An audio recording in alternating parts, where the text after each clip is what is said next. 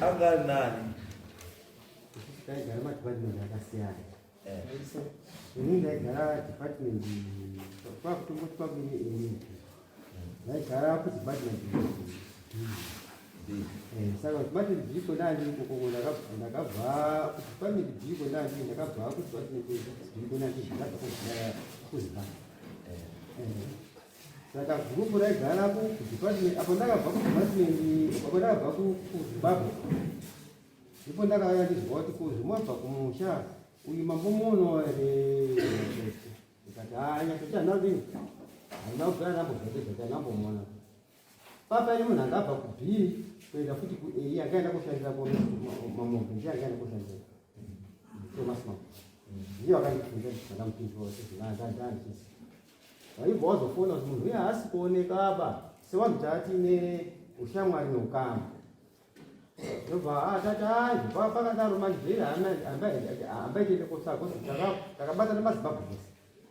ndikazi hamba itiende kotsvaga munhu pakuenda nemotikari pane munhu wakaita forontani vati pamota vataenda nemota iyo kwaundotsvaga ita takatogara mota fande so pane waruzi vanonga warota waruzi kuuzi kunyonga kwakafa wakafira uku saka hambaipo vataenda ipi kotsvaga ikoko kwautidzoka wakutsvaga kuti anoita kuyovatatoshaya kwautidzoka wangu nazobva ikoko ndabva ukunanda ndagara zvipadizviyo kwauzondienda kumba kwakuenda kuzonobata wachi maakusenga sezvainge ihanai vanhu kutokuziva kunzvaidira ambaisha kuziva ndinawo ikuziva asi vatori nesoziva ngawati kumwe vakomana wakawanda vakomana wanani ndiwa nesoziva wanga waigara pamusoro imama angari pagiraundi aiziya akaonekana nemunhu utoziva kuti ndiye umwe wauya sematauro makaita kuti timbotinyorerei Amos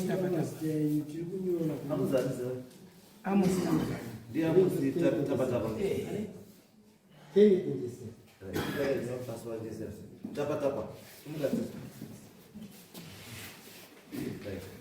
ndiyo iwo ndiwa mwene munhu ndiwo akaonekwa akakuoneka chitichi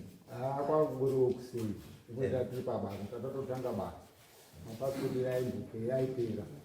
saka mukomana wakanguva yamakuseni ubatoti muningina ndomutuko muningina ndikonodhinzira chi passport ndakaya zvakanaka mukoma ndobva atobuda angobuda zvirubva pana kusvika panze pebhika ndobva atobhika gara muningina ndasiyachi ndasiya dhuku yataura dhuko matore batotodzidzi rake batobuda paya kubva ipapo zuva rakaduka zuva rakwaduka ndikotaka zvatara kumufonera kuti aiziva kuti munhu akaenda kugodha kuma66 anofanira kunge atipa saka kuma6 koko munhu haana kuto ndifunga kuti atakangowanda pakamba redu raingoshandira payadhi ichii saka tatara kumufonera foni yairhinga but yainga isingadai kusvika kwakawedza mangwana makuseni yakabva yaramba kuzoita sei foni kudairwa saka yaramba kudairwa isakafunga kuti aida munhu zvaaenda kubhodha pane access yekuti anogona kubva angoenda kupi kumusha saka mukomana wepamaenda kumusha sekuti chi anga atosvika kubhodha munhu kuti pamwe waiti kana asvika kubhodha obva ngoti ndakuenda uku saka tangogara tangoti apa muna bva angoenda kumba zvasina kuti sofa tagara 2 weeks ndopakazodzoka bhozi dzaenda kupi dzauya kuno kumusha waya kuno kuti patakaudza tine kudambudziko rekuti nyatutu yakabva panapa itaura nyaya yekuti chi ndikuenda kubhodha kuita passport kana ana kuti wayavakati ine nsokumba kwacho kwanzi hakuna saka todi saka bhodzi tainadzo wangona mapasipoti anga ari valid ndipo wakatanga kuti ngatitange kupi kulusi richard akupetersburg titaisa mamochari maybe akaita accident akaiswa mochari asina kuzikanwa zvakamira sei from there takatuma nyatsaga nyaya dzakaimwe akaenda ikoko aitaisa mochari kubva petersburg kulusi richard kusvika kumesini akati mese ndafamba munhama musina zvinhu zvakadaro kuna munhu akadaro ndiwo mukomindabo ndakazoita zviro nemaziro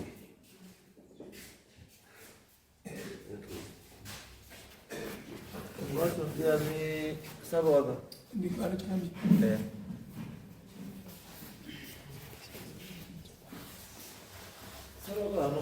ndakataura ndisotakauzoti ndandisiwo takazobva tiri kupa ndini ndakabva tiri kupa ndi Big boy. ndi mufawasi uri kumva Akosi.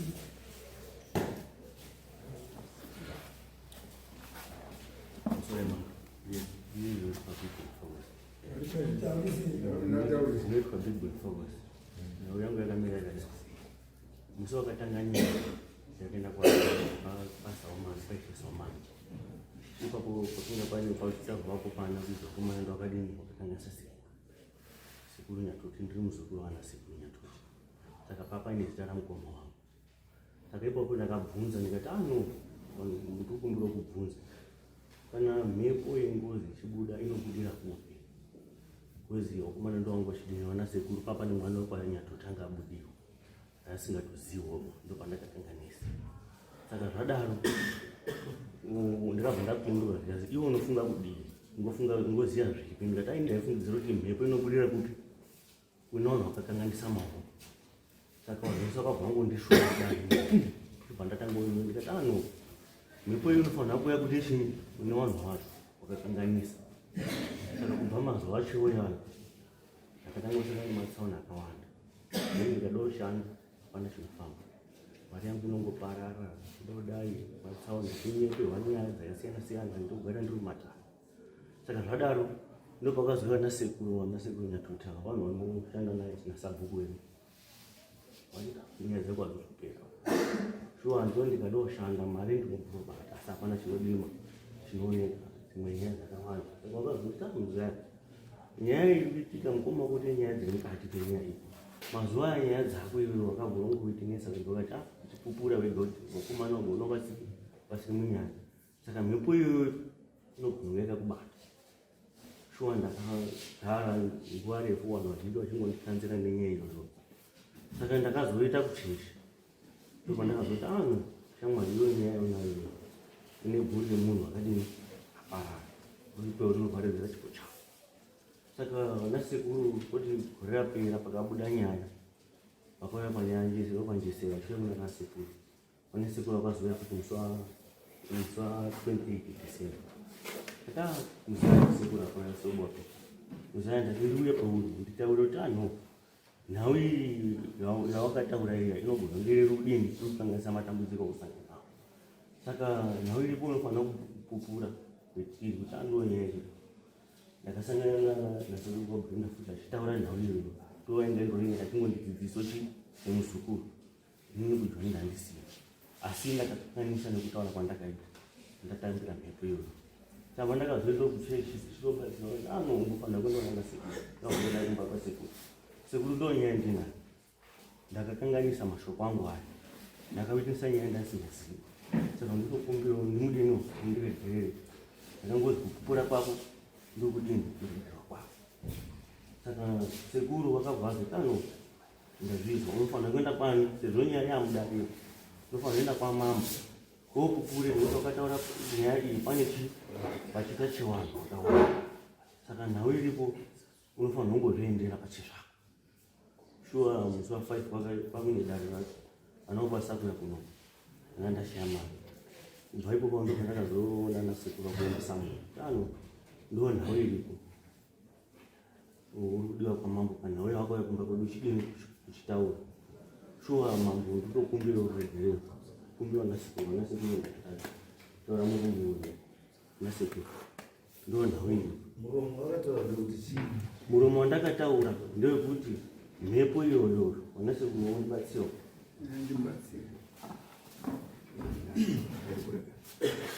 pamusoro ine ndinoitwa Elijah Nyatuti uyu muzaya mwana wemuzukuru wedu baba wake muzukuru Nyatuti saka panyaya yari kutaura iyi yekuti kupupura kuti wainunudzira gomo saka manunudzira akaita mudare rashesa umani wakashohwa ngevanhu wese iye wakati imi muruti mukoma wangu wakauraya sekuru haine ndirurambirana nazvo saka inini ndiri kuti mhosva yacho mhepo yasekuru kana mukoma akauraya uyu sekuru mhepo yasekuru yacho ngaive pandiri saka adaro if I'm not mistaken iyena tandobva padarepo pa hakunopera 2 weeks kanoti mwedzi first born yake bva zvadaro takachovha nguva dare rakaitwa muna 2017 takachovha nguva tichovha nguva nyaya dzarutsanangura urudzadadzana nyaya dzarutsanangura kuti ndakazodai ndizodai shuwa waisangana nematambudziko ekuti wanzi akaita mari yaingoperera mundau zvadaro iyena haasi kunyatsakutsanangura ba kuti ndakafamba so ndichitaurirwa kuzikuzi uri kubata tudoko instead yekuti ataure zvese kuitira kuti mufi aone chane rekumubatsira. Saka iyena uyu wakazotouya kumba kwangu aitaura sekuru inini ndatsva chipsire muzara akati sekuru nyaya zuro nezwana iya handisi kuraraba first mumba mangu ini bedroom mangu ini makapinda nyuchi ndapinda nyuchi ndakazodzidzinga ngemoto dzakatobuda hadzi dzaabuda asi ndakazofamba muzviprofiti kumachechi kwangoenda aitaurwa kuzi iwewe henzi wakakumbira here saka ndizvo zvawakakumbira izvi therefore the way yekundoti zvinhu izvi zvifambe mushi iwe sekukumbira kwawakaita kubatsira kuti ngotoita ngekuti munhu uyo haabvi pauri bangoti wakamukumbira kutobva kwauri iwe iye munhu wacho ena uchakuripisa kuti uzodzidzise newamwe wasara kumba kuti hazviitwi bakununudzira munhu usikaziyi mushure mezvo ndiko kuzo atsanangura kuti wakazouya aibva ataura nyaya dzake dzidzidzo ndikati ashamwari wonanga iwe wakadaidzira paruzhinji ukati iwewe mhepo yasekuru dhanieri yatoti ngaive kwandiri ngoti ndikunyepera mukoma wangu therefore iwewe unofanirwa kuenda nyaya yako mambo mutasi iwewe unofanirwa kuenda woripupurira pamberi pamambo mutasi ndindakamutaurira kudaro asi wei yake yangaruti pamaivi ndichandoti handabizwa asikaziva mamunhu mufi handigamishiri mhepo yemunhu mufi kuti yaperayo ingopedzwa ndiye mufi wacho ndisikakanganisiba iyena unotoziva iye unotoziva hande zvese zvakataurira maifamba macho inini muruti here mufi ari kumanifesta through ipopa ndipo ndikugutsikana ndizvo because iwewo mawakazofamba wakazi chii inini ndakataurwa ndauti kutaura kwawakaita une bvuri raunaro zvinoti kuti zvese chakanaka chinobva chabuda peuri unoshaisa mukana chakanaka ndo pane nyaya yemufi haunambomudziwa nyaya yemufi ka munoona kutaurwa inotaurwa kuti musha medu mune ngozi yemunhu iyoyo inototaurwa wakadaidzira kuti inototaurwa saka tiri kuti here mukoma wako wakauraya mukoma zvati mukoma wangu ndakabona zuva asitombowirirana ma ndikototi pane nyaya iyoyi yachona ndikatoti nditomupowo kuti puma nyaya muri kuiona sei asiaa tombowirirana ndiye munhu ataitofambidzana zvakanaka but zvese atowengana zvisikatomboitiwa unototi pampangu sasvike kudai ndibatsire pamusoro ndimbobatsire murume ini ndiri kuona kuti murume uyu ungoteerwa ngekuti isisu tabva kunoku tasvika kusouth africa mukoma wake uyu nemunin'ina wasanjezerawo ndiyo waigara nemunhu wakadzakatika uyu waigara namamombe nzvimbo inonzi itswata isu tichigara memakato pamwe chete munhu wakadzakatika saka isisu tabva kumba tasvika pagiraundi kuti chipe mukoma tsamba iyo tatapiwa ngewamai wacho kuti mungozopa mukoma tsamba ndipo tiuzwa kuti munhu uyu wakasoenda kumbatsi ndanyatoti kumba ndiko ndondobva ndabva pamusangano pawo ndiko ndiri kubva ini nekumba saka chitiko ichi wakomana waripi wakomana taibvunza ngekuti inini neuyo neuyu tiri vanhu vearea imwe yebangarwa wamwene wongogara unaone zindo saka ndaibvunza wamwe wangu plus kukama kwedu baba wangu muzukuru ndatoti uyu uyu amusi baba wake muzukuru yatoti saka ndiri kubvunza ndakangobata hama dzangu kuti mukomana anga wauye tizwechitiko chiti kuti tikuzi mukomana wakaenda kumba akudini akuna kapurazidzi hama dzepatuzi iye mukomana uruziye une nyaya yekutera uyu ndiye wakatoundwa ndiye nyakutsakatika kubasa kuenda kusouth africa takatoenda zuva rimwe ndaendeswa ngomwe ndikuita basa rangu uyu atukwa mukoma wake ngemunhu wakatsakatika tima taenda kugara mumba momwe tisatasiplita pa saka nyaya chinhu takuchibvunza kuti mukomana waripizveinini ngauye tizwe chitiko chimwe taita tega tobva kumba munhu wakasimuka sei right uyu humba tapita kwabva taura ndipo kwatsika nguranga siri bongo to sawa imusarwa muri kubvunza nyaya yemunhu kwazi hakuna kumbasi ukubona kwasuka mbatsi katsika kaita kumba mamupha muri katopa ndipa msaka saka ndofunga uri kumba azikise airtime mudini mufoni takapata fona ipi kumba tafona kumba patazori munhu hakudini hakuna hey topata dzoka takaiwa nyaya dzayani uri munhu akadai ngatichidaidze mukoma uyu nemunina uyu waigara mumba mumwemo pawakasara ipi kusasafika ngiriri ndataura kuti wane mukoma wangu wandibvise munyaya yekuti pamwe pane zvininoziva asi ndingototora chokwadi pamiri chakaita ndakabva ndafona mumba meawa ndimo maigara wakomunun'una weuyu umwe wakungoruzi wabva paitsakatika munhu aizi watama wakanga waenda kumba kweuyu maigara namamombe wakabva munomuya ndiwaigara kulezvata reke kwachipfuno di warume uyai kuno kune chitiko chikuno kuti mukoma haasi kuonekapa saka uye tizwe tiri papi tiri pamwe right wakubana kubva kuti kumburinei ndikati aiwa imbudzokai kumba kuno muri kuona wakubana wayo wakati tikudini tiri kuya ani madhipatimenti ekuti one bocha chipinge inonga kukasika kuti anyawazwa chitiko chichikubva kuti chivadidini wochitozana muri wandiwani bambutapatapati ndozvakaitiko kasimuka panapa asi uri kuri kubva mumba kuti kwazi munhu hakuna kuti itsamba yaonero paibe kumba kwacho saka utafona kwazi munhu hakudini hakuna wakomana waya waritu waya mukoma uyu nemuning'ina weuyu kuda kuchati contact after 3 days foni yakatanga kuti not available foni not through zvedidini ukomana kwabva watobva futi kumba uyu namamombe waibva kuti uya kumba kuno avanozoatenda chitiko chipi ichiba munuzwa saka mutatiukweshera tunga tumarana payapatupa mapwenzi payapaya tatiri kuti tinetsokubudisa semajekera akaita zviro ine handisi kuti haana kuuraya ende handi munhu musiri kuti hasakauraya asi chitiko cho chakati vhiringidza tese tatiri pakuru kuti awa watomirira dambudziko nekudhoneta mari inopinda mapurisa kuoneripota asi awa tingogara nawo kumba kumweyo ende ihama dziri very close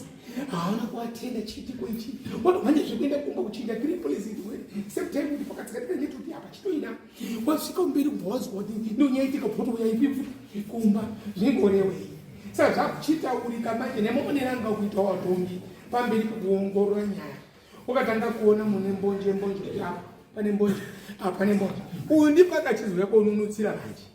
mukoma wake uya ngoti tatotora nyaya iyoyo hama dzake dzabva dzabata mukomana waya munhu kuti achimwa uya unyatsotaura wakauraya sikutaurako kuti ubata mukoma wake uyu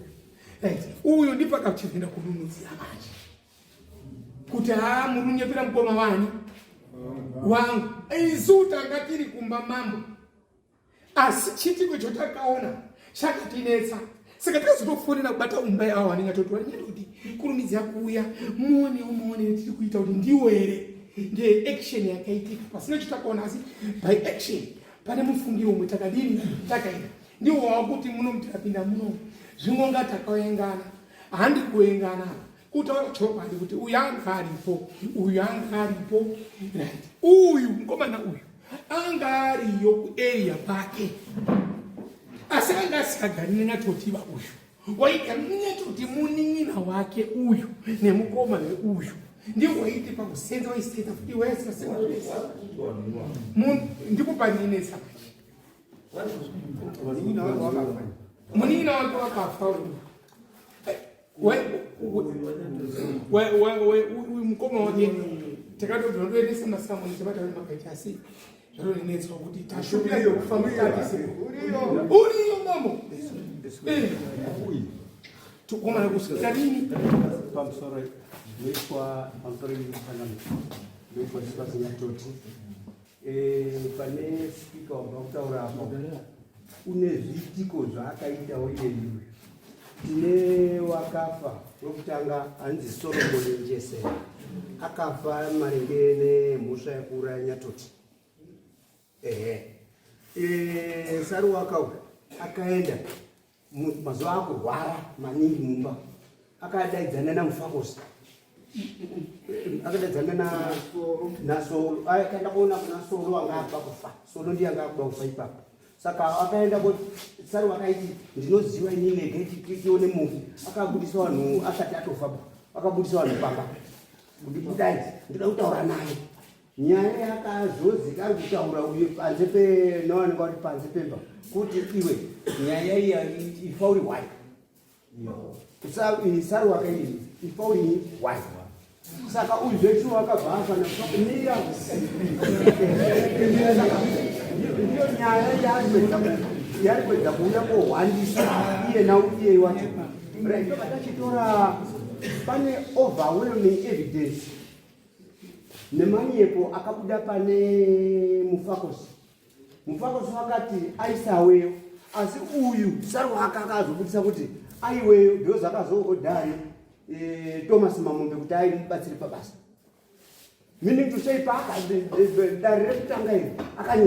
akanyepera dari rero. Izvozvo akunyatsozva kuti kuti auye kunoku wakuziva kuti pamwe ungagona kubatwa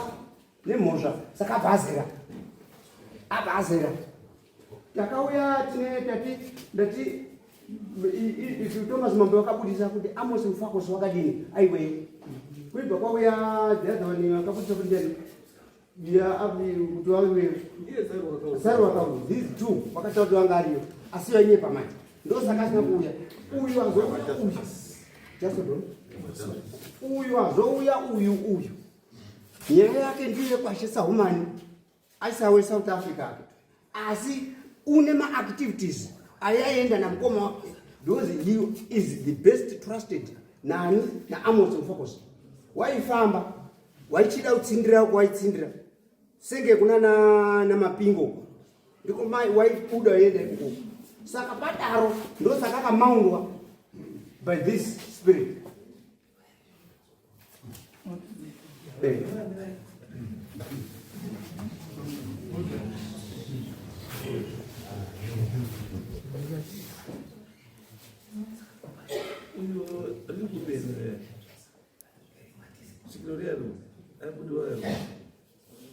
Wabuyoya kana Njesera chatoria ava auya ega uyu atisotoziva kuti uyu Kenneth Njesera anobvuma uko asvikirwa nezvo zvakamubata aikumbira ruregerero. Waita drama rekuti zvaita kuwaichera zvemanhingirikino zvavo zvemabhabha zvaita izvozvo aikumbira ruregerero ndiregerero, asi ndasinowa kuuya kuti aita kuti hazvizi. Uye Njesera uriapo angapo about 3 days akarara ariko. Apa anonunhwa kuti abudise information obva atanga kuramba. Ndosaka paya takati totoda vanotibatsirawo kuno.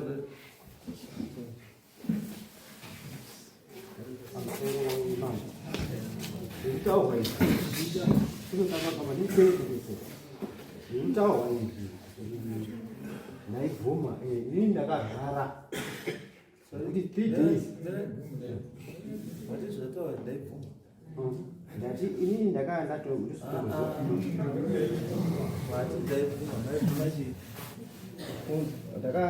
kundobvumira chingachitotaura ndakandazva sei muri kubvumira zvemusingazivi. ndakanga ndisitomboziva kuti ndibaba ndakarwara ndasimboziva kuti kuenda kundofamba kwandaita panapa ndasabuda natirioko ndisvike panapa mazoziya sei pamairwara mune zvomaita vanhu vaitonditaura kana munhu vaitoya aitondimusa kana vaendaya kufona asingoti ndiani kana marwarisa munotaurwa nevaya kunokuona ndobhiva ndivangorwara ndasingamboinesa kana Basi ndio ikitaura. Tuna ndio kwa pano. Mtoto ndasikamuzii chiro munotaurirwa ndowangori ndinotaura mama kuzvipanzira bambo mama kudai mwanga uri kuzviita wachikuchinja mapamba ndicho wari kutaurira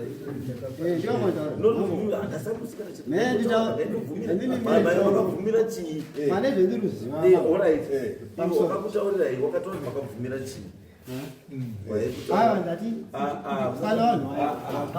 waikutaurirai zvamaita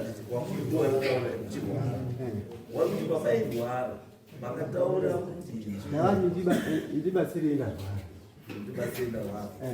ndarwara nei ndina kutomboziva kuti ngoi ndakandokwafa ngemusoro saka iri mutoda kutaura mamurwara iri muziva mamurwara kana kuti ningi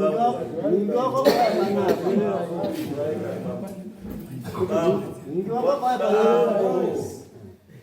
wanonga kutora kuti urwara iri mamurwara imuziva mamurwara zvine relevance kudare kuti vanhu vange kuntaura kurwara asi imamuziva kurwara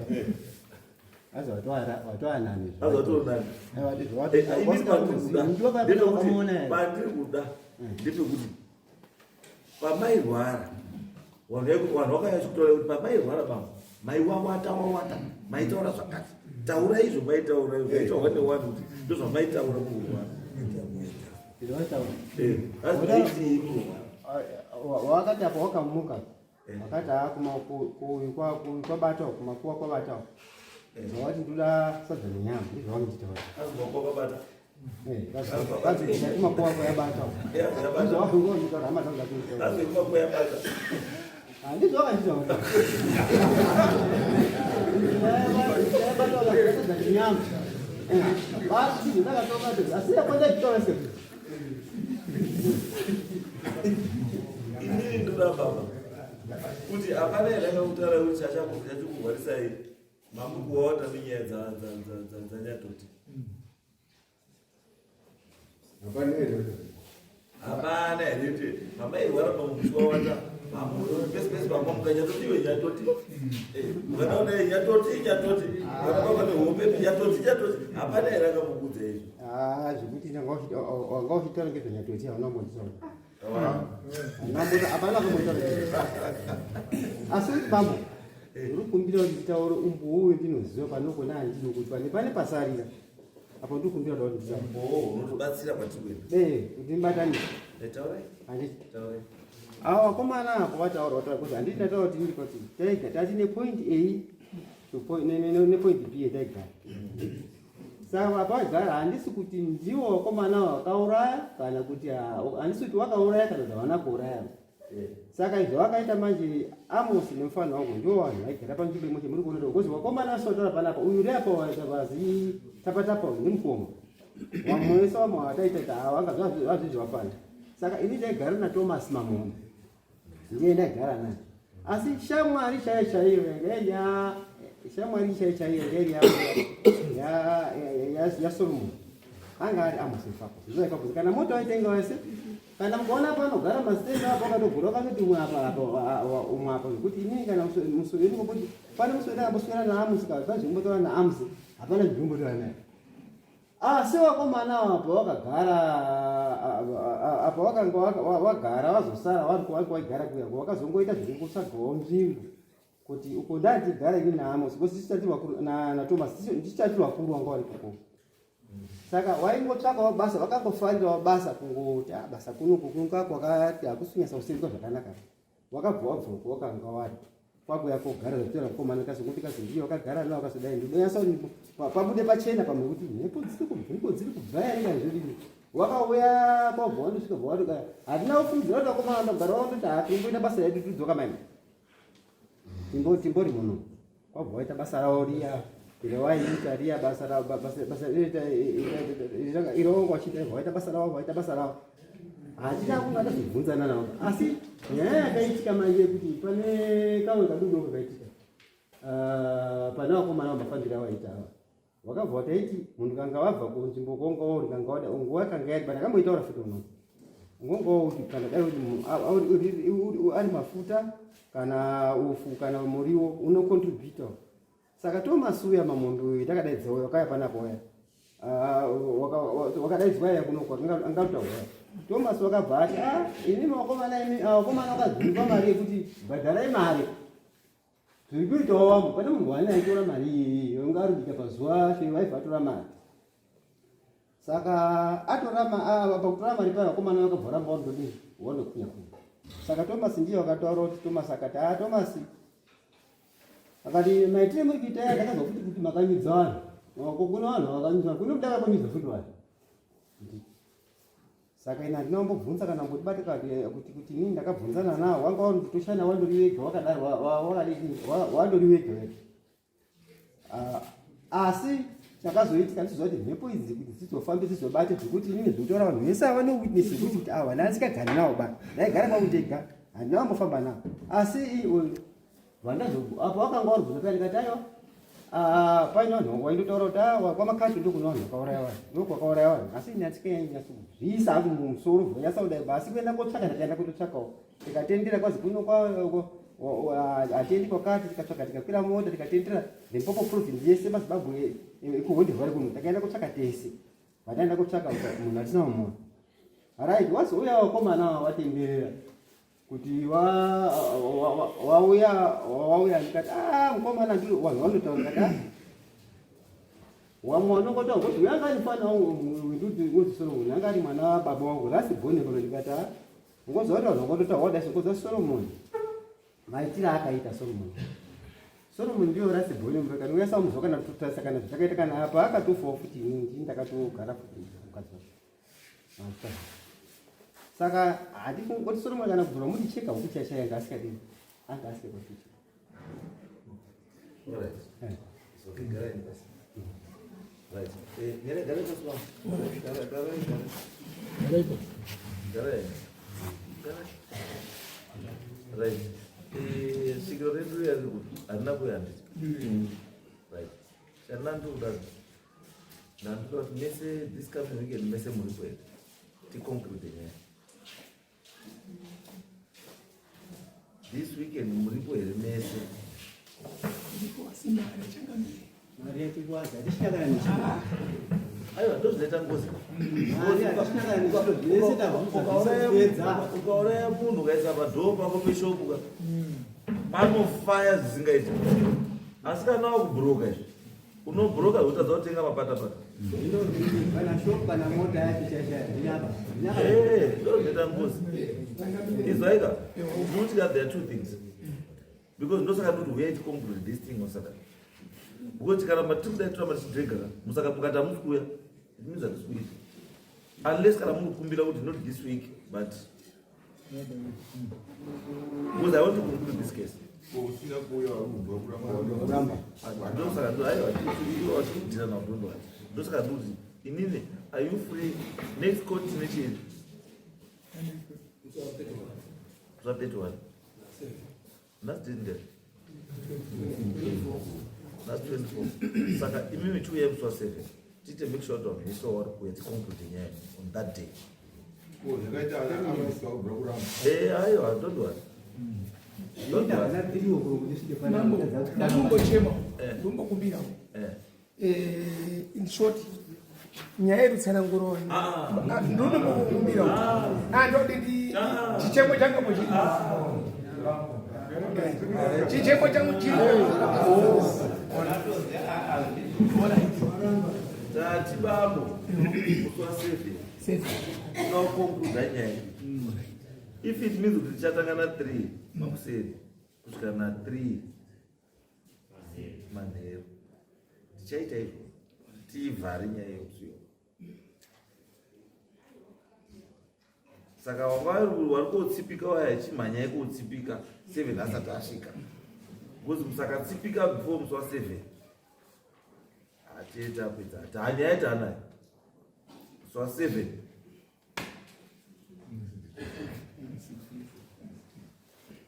kana tikuburisa mukati menyaya wachabuda wari kusara wachadii wachasara. Babu musadekedzera musi chimupa ikonvidze kuti amusunuka sauramba apiwa Samuel chii ngekuti zvezvi anditi wakapiwa Samuel pana varume panapa wasudza masimbi wanodza masimbi timaonani panapa tino wakawanda vanotongwa varimo musi pano makamboona pamwe pana majainda takatonga kadzi dzakachena tokutenga dzakachiyonze dzakachena tapedza toti makiya ari kwaruna unonokinurirwa kwaruna ngekuti zvakaita ina uri kupedzwa aiwa imimi kana muda pamuza musauye kuzi wasevheti right ande ngasakana kuzi wasevheti